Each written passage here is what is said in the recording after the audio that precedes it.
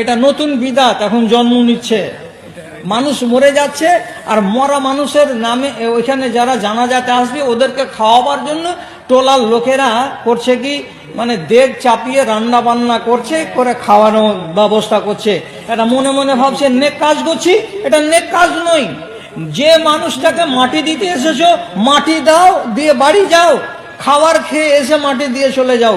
ওই লোকের বাড়িতে রান্না হবে না সেই দিন, ওই লোকের বাড়িতে আপনাকে খানা দিয়ে আসতে হবে টোলার লোকেদেরকে।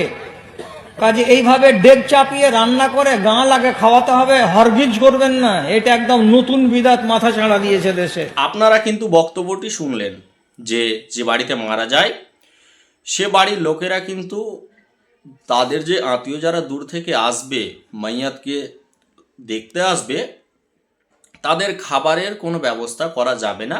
সেটা বেদাত। কেন করা যাবে না? করলেই বা দোষ কি? আপনার বাড়িতে আলগা কেউ আসলে আপনি খাবারের ব্যবস্থা করবেন না? এবার কথা হচ্ছে যে হ্যাঁ, যে বাড়িতে মারা গিয়েছে, আমার পরিবারে কেউ মারা গিয়েছে, আমরা শোকাহত, আমরা ওই দিকে ধ্যান দেব না, আমরা মাইয়াতের দাফনের ব্যবস্থা করব।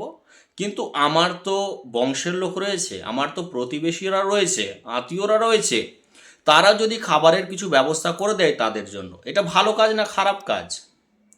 এটা কি অন্যায় কাজ? আমরা যতজনই বসবাস করি আমরা সবাই কিন্তু মেহমানদের খাইয়ে থাকি। যদি এ কাজটি খারাপ হতো তাহলে কিন্তু কেউ আনেবালা মেহমান যে মাইয়াতকে দেখতে এসছে তাকে কিন্তু খাওয়াতো না। খাওয়াই কেন? ভালোর জন্যই খাওয়াই, এর জন্যই তো আমরা ব্যবস্থা করে থাকি। যদি খারাপই হতো তাহলে কেউ খাওয়াতো না, কিছু মানুষ খাওয়াতো, কিছু মানুষ খাওয়াতো না। এ কাজটি ভালো বলেই আমরা খাইয়ে থাকি।